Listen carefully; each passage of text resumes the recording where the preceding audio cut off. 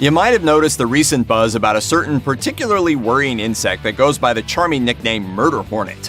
These unsavory creatures were first spotted in the United States in December 2019, and unfortunately, the nickname is not just a hyperbolic, wacky pro wrestler moniker. Asian giant hornets, or what are also being called murder hornets, have been found in the U.S. The hornet we're talking about is the Vespa mandarinia. This monstrosity can grow up to 2 inches long, and bee breeder Susan Kobe of Washington State University's Department of Entomology describes them as, quote, like something out of a monster cartoon with this huge yellow-orange face.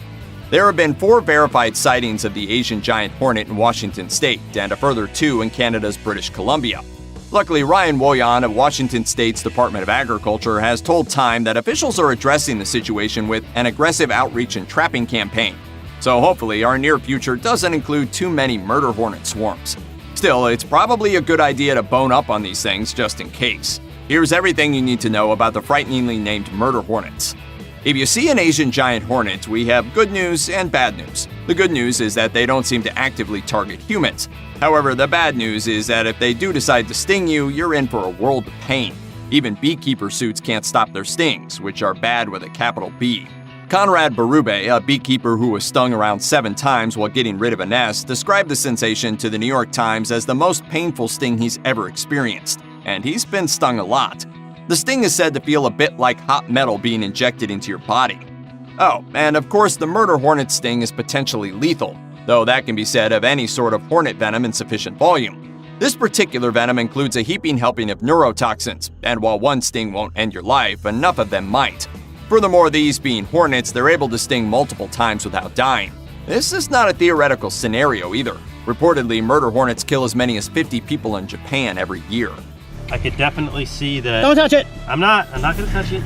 I just want to show everyone at home the swelling. Sure, the murder hornets are no picnic for humans, but for honeybees, they're a true terror.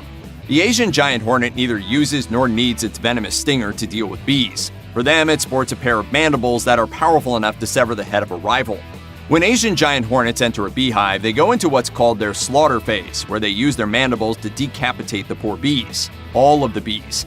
It takes just a few of the murder hornets to completely annihilate a honeybee hive within a few hours. After the awful deed is done and the murder hornets have overtaken the hive, they're somehow still not done. Instead, they start happily collecting the bees' thoraxes and flying them off as a feast for their young. Now that we know murder hornets are awful for humans and bees alike, what can we, or for that matter, the bees, do about them? Quite a lot, actually. As mentioned earlier, the WSDA is keeping tabs on the situation, trapping and tracking as sightings emerge. For this purpose, experts urge everyone who sees Asian giant hornets around to steer clear of them, and to be sure to report their sightings instead of attempting to get rid of the invasive pest by themselves. This is a fight best left to the professionals.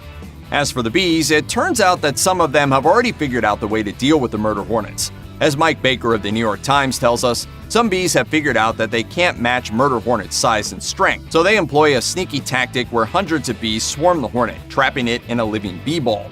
These bees then basically cook the hornet alive by vibrating in unison, which raises the ball's temperature to over 115 degrees, which the bees can survive, but the hornet can't. The tactic takes up to an hour, but it works.